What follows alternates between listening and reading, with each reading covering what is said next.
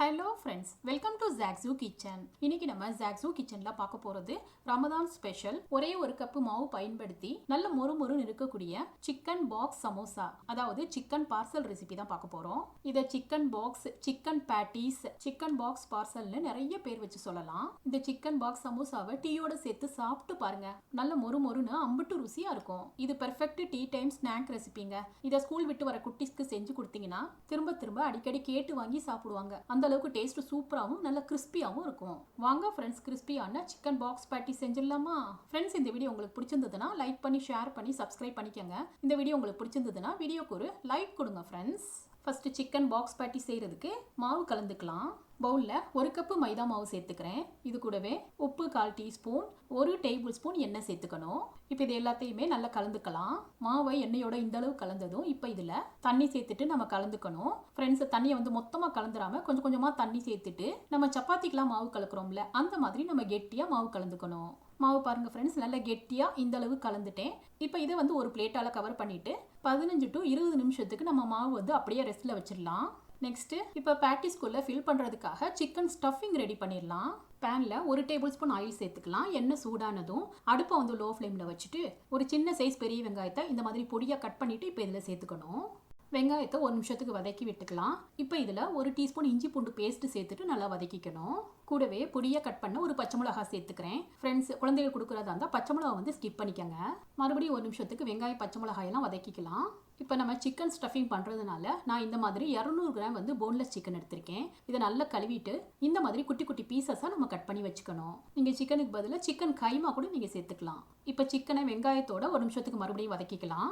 இப்போ இதில் பொடியாக கட் பண்ண கேரட் கொஞ்சம் சேர்த்துக்கிறேன். அதே மாதிரி பொடியாக கட் பண்ண கேப்சிகம் கொஞ்சம் சேர்த்துக்கிறேன். மறுபடியும் நல்லா கலந்து விட்டுக்கணும். கேரட் கேப்சிகம் தான் இல்லை, இதில் நீங்கள் சிக்கன் ஸ்டஃபிங்க்கு பதிலாக உருளைக்கிழங்கு, பட்டாணி, பீன்ஸ் இதெல்லாம் சேர்த்துட்டு வெஜிடபிள் ஸ்டஃபிங் கூட நீங்கள் ரெடி பண்ணிக்கலாம். இப்போ இந்த ஸ்டஃபிங்க்கு தேவையான கொஞ்சம் மசாலா பொருட்களை மட்டும் சேர்த்துக்கலாம். மிளகாய் தூள் 1 டீஸ்பூன், மஞ்சள் தூள் 1/2 டீஸ்பூன், கரம் மசாலா 1/2 டீஸ்பூன், உப்பு 1/2 டீஸ்பூன் சேர்த்துட்டு இது எல்லாத்தையுமே நல்லா கலந்து விட்டுக்கணும். கொஞ்ச நேரத்தில் சிக்கன் தண்ணி விட்ட மாதிரி தான் இருக்கும். நம்ம எக்ஸ்ட்ராவாக தண்ணி சேர்க்கணும்னு அவசியமே இல்லை. சிக்கன் சாஃப்டாக இருக்கிறதுக்காக நான் 1 டேபிள் ஸ்பூன் தயிர் சேர்த்துக்கிறேன். தயிரை சிக்கனோட நல்லா கலந்து விட்டுக்கலாம். ஃப்ரெண்ட்ஸ், இந்த ஸ்டஃபிங்கில் நம்ம தயிர் சேர்த்தோம்னா சிக்கன் சாஃப்ட் அண்ட் ஜூஸியாக சாப்பிட்றதுக்கு டேஸ்ட்டாக இருக்கும். அடுப்பு லோ ஃப்ளேமில் வச்சுட்டு இப்போ இதை ஒரு லிட்டால் கவர் பண்ணிவிட்டு சிக்கனை ஒரு 4 நிமிஷத்துக்கு குக் பண்ணிக்கலாம். அப்படியே விட்டுறாம லிட்டை ஓப்பன் பண்ணிட்டு அப்பப்போ நம்ம கலந்து விட்டுக்கணும். இப்போ ஒரு 4 நிமிஷத்துல பார்த்தோம்னா சிக்கன்ல உள்ள தண்ணிலாம் நல்லா ட்ரை ஆயிருச்சு. சிக்கன் நல்லா சாஃப்டா குக் ஆயிருச்சு. லாஸ்டா கொஞ்சமா கொத்தமல்லி சேர்த்துட்டு நல்லா கலந்துட்டு அடுப்பு ஆஃப் பண்ணிக்கணும். இப்போ நம்ம ஸ்டஃபிங் சூப்பரா ரெடி ஆயிடுச்சு. இதை ஒரு பவுலுக்கு மாற்றி வச்சுக்கலாம். இப்போ மாவும் 20 மினிட்ஸ்ல நல்லா ஊறிடுச்சு.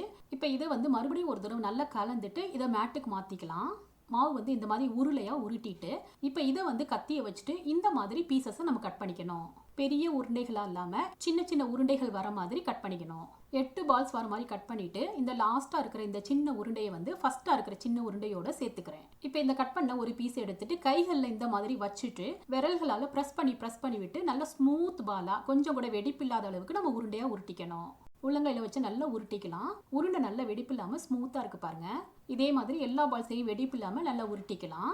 நான் 8 பால்ஸையுமே ஸ்மூத்தாக உருட்டி வச்சுக்கிட்டேன். இப்போ இதுலேருந்து ஒரு பால் மட்டும் எடுத்து மேட்டு மேலே மைதா மாவு கொஞ்சம் டஸ்ட் பண்ணிவிட்டு இப்போ இந்த உருண்டையை சென்டரில் வச்சுக்கணும். இந்த பாலுக்கு மேலேயும் கொஞ்சமாக மாவு டஸ்ட் பண்ணிக்கலாம். இப்போ பூரிக்கட்டையை வச்சுட்டு நம்ம பூரிக்கெல்லாம் மெலீஸாக தேய்ப்போம்ல, அந்த மாதிரி மெலீஸாக தேய்ச்சிக்கணும். தேய்க்கும் போது ஒட்டுச்சுன்னா மைதா மாவை அப்பப்போ டஸ்ட் பண்ணிக்கோங்க. இந்த உருண்டையை நம்ம மைதா மாவில் செஞ்சுருக்கிறதுனால ஒட்டாத அளவுக்கு அப்பப்போ மாவு கொஞ்சம் டஸ்ட் பண்ணிவிட்டு எவ்வளோக்கு மெலீஸாக இழுத்து தேய்க்க முடியுதோ அந்த அளவுக்கு மெலீஸாக தேய்ச்சிக்கலாம். பாருங்கள் ஃப்ரெண்ட்ஸ், சின்ன பால் தான், ஆனால் எவ்வளோ மெலீஸாக தேய்ச்சிருக்கேன் பாருங்கள். இந்த அளவுக்கு நம்ம மெலீஸாக இழுத்து தேய்ச்சிக்கணும். சப்பாத்தி எவ்வளோ தின்னாக இருக்குது பாருங்கள். கை எவ்வளோ டிரான்ஸ்பரண்டாக தெரியுது பாருங்க. இந்த அளவுக்கு மெலீஸாக தேய்ச்சாதான் நம்ம செய்கிற ஷீட் நல்லா தின்னா பொரிக்கிறப்ப நல்லா கிறிஸ்பியாக இருக்கும். இப்போ இதை ஒரு பிளேட்டுக்கு மாற்றி வச்சுக்கிறேன். இப்போ இதே மாதிரி இன்னொரு பால் எடுத்து சென்டரில் வச்சுட்டு நல்லா மெலீஸாக தேய்ச்சி காமிக்கிறேன் பாருங்க. நம்ம தேய்க்கிற சப்பாத்தி நல்லா மெலீஸாக பெருசாக தேய்க்கணும். உங்களுக்கு அளவு காமிக்கிறேன் பாருங்க. அதாவது 10 இன்ச் வர மாதிரி இந்த அளவுக்கு நம்ம பெருசாக தேய்க்கணும். நான் மொத்தமாக 8 பால்ஸையுமே இந்த மாதிரி சப்பாத்தி மாதிரி பெருசாக தேய்ச்சிக்கிட்டேன். இப்போ நம்ம இந்த சப்பாத்தி எல்லாத்தையுமே ஷீட்டாக மாற்றுறதுக்காக அடுப்பில் லோ ஃப்ளேமில் தோசைக்கல் வச்சுருக்கேன். இப்போ இதுக்கு மேலே ஒரு சப்பாத்தியை பிளேஸ் பண்ணிக்கணும். 30 செகண்ட் மட்டும் இதை குக் பண்ணால் போதும். பாருங்கள் ஃப்ரெண்ட்ஸ், இதுக்கு மேலே ஒயிட் பபிள்ஸ் மாதிரி இருக்குது பாருங்கள். இந்த அளவு வந்தால் போதும். இப்போ இதை திருப்பி விட்டுக்கலாம். மறு சைடு 30 செகண்ட் மட்டும் குக் பண்ணால் போதும். இப்போ சப்பாத்தி நல்லா குக் ஆகி ஷீட் ரெடி ஆகிடுச்சு பாருங்கள். இதே மாதிரி நெக்ஸ்ட் சப்பாத்தியை சேர்த்துட்டு 30 செகண்ட் குக் ஆனதும் மறு சைடு திருப்பி விட்டு 30 செகண்ட் குக் பண்ணிக்கலாம். ஃப்ரெண்ட்ஸ், ரொம்ப முக்கியமான டிப்ஸ் என்னன்னா 30 செகண்ட் மேலே நம்ம வந்து சப்பாத்தியை குக் பண்ணிட்டோம்னா சப்பாத்தி வந்து ஹார்ட் ஆகிட்டு ஷீட்டை வந்து நம்ம கட் பண்ணவே முடியாது. பாருங்க ஃப்ரெண்ட்ஸ், 8 சப்பாத்தியுமே நான் இந்த மாதிரி ஷீட்டாக குக் பண்ணி எடுத்துக்கிட்டேன். இப்போ இதை சமோசா ஷீட் மாதிரி கட் பண்ணுறதுக்காக 8 சப்பாத்தி இந்த மாதிரி வச்சுக்கிட்டு 8 இன்ச்சு அகலமும் 3 இன்ச்சு உயரமும் கொண்ட A4 ஷீட்டு பேப்பரை வந்து இந்த மாதிரி கட் பண்ணி வச்சுருக்கேன். இப்போ இந்த பேப்பரை வந்து ஷீட்டு மேலே வச்சுட்டு இந்த மாதிரி ஒரு ஸ்கேலை வந்து பேப்பர் மேலே வச்சுட்டு கட்டர் வச்சுட்டு ஸ்ட்ரைட்டாக இந்த மாதிரி லைன் போட்டு கட் பண்ணிக்கணும். இப்போ கட் பண்ண பாதி ஷீட்டை மட்டும் வச்சுக்கிறேன். இதுக்கு மேலே பேப்பர் அண்டு ஸ்கேலை வச்சுட்டு பீஸா கட்டரில் இந்த மாதிரி நீளமாக 8 இன்ச்சுக்கு நம்ம மறுபடியும் கட் பண்ணிக்கணும். இதோட 2 எட்ஜ் சைட்ஸையுமே இந்த மாதிரி கட் பண்ணிக்கலாம். ஃப்ரெண்ட்ஸ், ஸ்கேலை வச்சு கட் பண்ணுறப்ப ரொம்ப ஈஸியாக கட் பண்ணிடலாம். நம்ம கட் பண்ணுறப்ப மீதம் இந்த ஷீட்ஸை வந்து தூர போட்டுற வேணாம். இதை வந்து சின்ன சின்ன பீசஸாக கட் பண்ணி எண்ணெயில் போட்டு ஃப்ரை பண்ணி எடுத்தோம்னா நல்லா கிறிஸ்பியாக இருக்கும். பாருங்கள் ஃப்ரெண்ட்ஸ், ஒரு பாதி கட் பண்ணதுலேயே 8க்கு 3 இன்ச்சில் பெர்ஃபெக்ட் ஷீட்ஸ் கிடச்சிருக்கு. முன்ன கட் பண்ண மாதிரியே பேப்பர் அண்டு ஸ்கேலை வச்சுட்டு இப்போ மீதமுள்ள பாதி ஷீட்ஸையும் இந்த மாதிரி 8 இன்ச் அண்டு 3 இன்ச்சில் கட் பண்ணி எடுத்துக்கிட்டேன். இப்போ மொத்தமாக பேட்டிஸ் செய்கிறதுக்கு 16 ஷீட் வரைக்கும் கிடச்சிது. 8 பால்ஸ்னால் 16 ஷீட் வரைக்கும் வருங்க. அதே மாதிரி நம்ம பாக்ஸஸை செய்கிறதுனால 8 சமோசா வரைக்கும் நம்மளுக்கு கிடைக்கும். இப்போ இந்த பாக்ஸஸை ஒட்டுறதுக்காக நம்ம க்ளூ ஒன்று ரெடி பண்ணிடலாம். பவுலில் 1.5 டேபிள் ஸ்பூன் வரைக்கும் மைதா மாவு சேர்த்துக்கிறேன். இதில் தேவையான அளவுக்கு தண்ணி சேர்த்துட்டு கட்டிகள் எதுவும் இல்லாமல் நல்லா கெட்டியாக இந்த மாதிரி பேஸ்ட் மாதிரி கலந்துக்கணும். இப்போ நம்ம ரெடி பண்ணி வச்சிருந்த ஷீட்ஸ்லேருந்து 2 எடுத்துட்டு ஒரு ஷீட்டை இந்த மாதிரி நேராக வச்சுட்டு இன்னொரு ஷீட்டை குறுக்கால ப்ளஸ் மாதிரி வச்சுக்கணும். இப்போ இதுக்கு நடுவில் நம்ம ஸ்டஃபிங்கை வந்து ஃபில் பண்ணிக்கலாம். கொஞ்சமாக ஃபில் பண்ணிக்கோங்க. இப்போ இதை ஒட்டுறதுக்காக நம்ம ஏற்கனவே க்ளூ மாதிரி ஒரு பேஸ்ட் ரெடி பண்ணியிருந்தோம்ல, அதை வந்து இந்த ஷீட்ஸ்க்கு மேலே ப்ரஷ்ஷை வச்சு அப்ளை பண்ணிக்கணும். இந்த கீழே உள்ள ஷீட்டை மட்டும் விட்டுட்டு மீதம் இருக்க 3 ஷீட்லையுமே இந்த பேஸ்ட்டை வந்து க்ளூ மாதிரி அப்ளை பண்ணிக்கணும். இப்போ வீடியோவில் தெரிகிற மாதிரி கீழே உள்ள ஷீட்டை வந்து மேலே மடிச்சுட்டு மேலே உள்ள ஷீட்டை இந்த மாதிரி மடிச்சுட்டு மீதம் இருக்க 2 ஷீட்டையுமே ஆப்போசிட் டைரக்ஷனில் ஆப்போசிட்டாக மடித்து விட்டுக்கணும். ஷீட்டை வந்து இப்படி தான் மடிக்கணும்னு அவசியம் இல்லைங்க, எப்படி வேணாலும் மடிச்சுக்கலாம். பேஸ்ட் அப்ளை பண்ணியிருக்கிறதுனால ஈஸியாக ஒட்டிக்கும். நம்ம பேஸ்ட்டு போட்டு ஒட்டியிருக்கிறதுனால ஸ்டஃபிங்கும் வெளியே வராது. பாருங்கள் ஃப்ரெண்ட்ஸ், நல்லா கவர் ஆயிடுச்சு. ஷீட் நல்லா ஒட்டி பாக்ஸ் மாதிரி ஃபார்ம் ஆயிருக்கு பாருங்கள். பர்ஃபெக்ட் பாக்ஸ் ஷேப்பில் கிடச்சிருக்கு பாருங்கள். இதே மாதிரி வேற ஒரு பாக்ஸ் ரெடி பண்ணி காமிக்கிறேன் பாருங்கள்.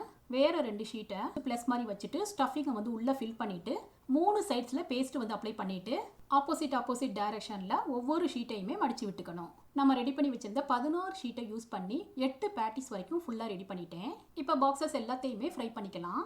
கடாயில் எண்ணெய் சேர்த்துருக்கேன்.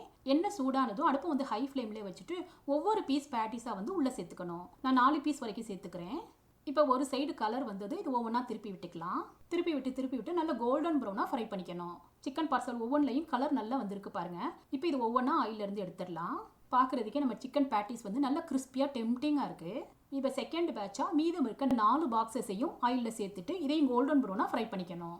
அவ்வளோதான் ஃப்ரெண்ட்ஸ், எல்லா சிக்கன் பாக்ஸ் சமோசாவையும் நான் ஃப்ரை பண்ணிக்கிட்டேன். பார்க்குறதுக்கு எவ்வளோ டெம்டிங்காக கிறிஸ்பியாக இருக்குது பாருங்கள். எந்த அளவுக்கு கிறிஸ்பியாக இருக்குன்னு சவுண்டை கேளுங்க.